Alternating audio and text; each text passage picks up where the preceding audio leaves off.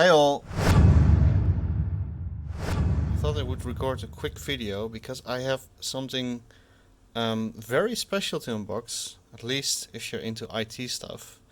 Because this, and you wouldn't say it from the packaging at all, but this is a AMD EPYC server platform processor. This thing is this little thing. I mean, it's not. Look at my hands. It's large for a processor, but this little thing costs about 1,600 euros.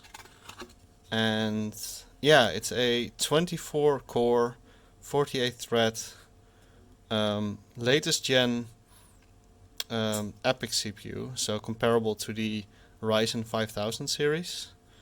And yeah, this is it.